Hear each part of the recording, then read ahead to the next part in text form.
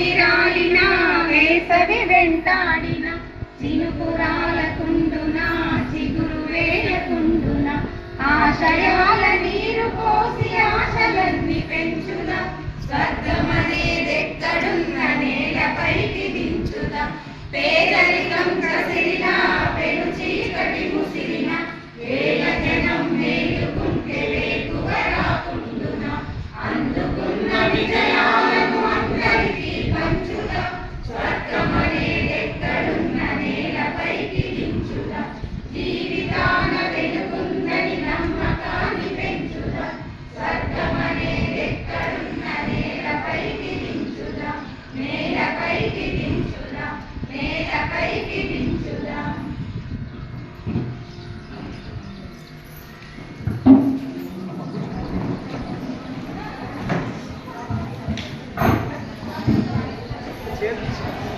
అదే అమ్మా, ఇప్పటికే లేట్ అయింది. మేడం కూడా ఇంకా మిగతా షెడ్యూల్స్ ఉన్నాయి.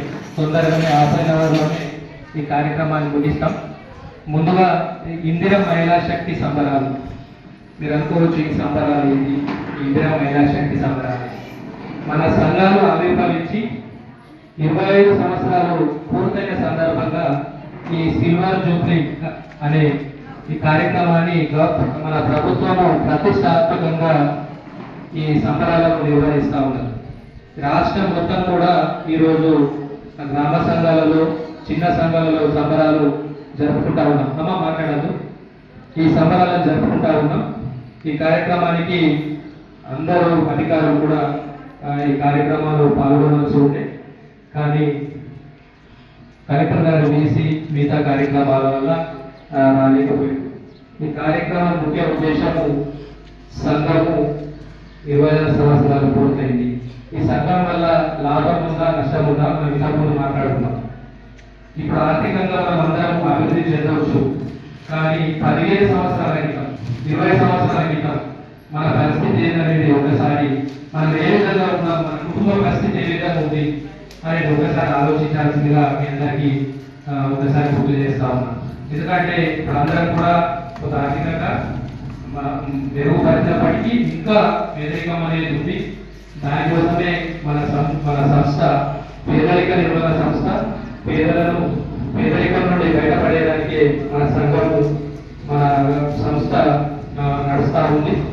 కాబట్టి ఈ సంఘాలలో ఉన్న సభ్యులందరినీ కూడా పేదరికం నుండి బయట వేయడమే మన సంస్థ యొక్క ముఖ్య ఉద్దేశం. 15 సంవత్సరాల క్రితము ఒక సంఘానికి 10,000 నుంచి 15,000 వరకు రుణం మాత్రమే మంజూరు చేసేవారు. అది కూడా 15 రోజులు 20 రోజులు బ్యాంకుల చుట్టూ తిరిగిన రోజులు ఉన్నాయి. కానీ ఇప్పుడు ఇదే సంఘానికి 20 లక్షల వరకు మీ ఇంటి దగ్గరికి నిర్వహించి బదిలీ పరిస్థితికి వచ్చిందంటే ఎంత మార్పు చెందింది, ఈ సంఘం ద్వారా ఎంత మార్పు జరిగిందనేది ఒకసారి ఆలోచించండి. ఎలాంటి తాకట్టు లేకుండా మనకు పంట రుణం కావాలన్నా మన పంట పాస్బుక్ కోట్ల రూపాయల భూమిని పాస్బుక్లు తాకట్టు పెట్టుకొని ఎకరానికి ₹1,00,000 ₹1,20,000 ఇచ్చే పరిస్థితి ఇప్పుడు కనపడతా ఉంది. కానీ మన ఆధార్ కార్డులో మన ఫోటో కనిపించని ఫోటో ఆధార్ కార్డు జిరాక్స్ పెట్టుకొని 20 లక్షల వరకు బ్యాంకులు రుణం మంజూరు చేస్తా ఉన్నారు. ఎందుకు అంటే సంఘాల మీద ఉన్న నమ్మకం. సంఘాలకు ఇస్తే రికవరీ శాతం అనేది పర్ఫెక్ట్ గా ఉంటుంది, రికవరీ శాతం బాగుంటుంది, సంఘాల మహిళా శక్తి బాగుంటుంది, మహిళ అనుకుంటే ఏదైనా చేయగలదు, మహిళ ఇలాంటి ఎన్పిఏను ఉంచదు, రికవరీ బాగా చేస్తుందనే ఉద్దేశంతో మీ అందరికీ ఒక్కొక్క సంఘానికి 20 లక్షల వరకు ఈరోజు రుణాలు మంజూరు చేయడం జరుగుతుంది. ఇవన్నీ ఎదురు చెప్తా ఉందంటే మీరందరూ ఈరోజు ఆర్థికంగా బలపడి ఉండొచ్చు, కానీ ఒకప్పుడు ఇదే 10-20 వేల రూపాయలు లోన్ తీసుకొని వినియోగించుకొని ఈరోజు వాళ్ళు డాక్టరు, లాయరు, బ్యాంక్ మేనేజరు మిగతా వృత్తిల్లో వాళ్ళు స్థిరపడి మీ కుటుంబానికి బాసటగా తెలిసి ఇలా ఆర్థికంగా అభివృద్ధి చెందిందంటే ఈ సంఘమే ఆధారం. ఈ సంఘం ద్వారా తీసుకున్న రుణాలు తక్కువ వడ్డీకి తీసుకొని ఈరోజు మీరు ఆర్థికంగా అభివృద్ధి చెందింది. కాబట్టి ఈ సంఘము గొప్పతనము అర్థపడి చెప్పాడు.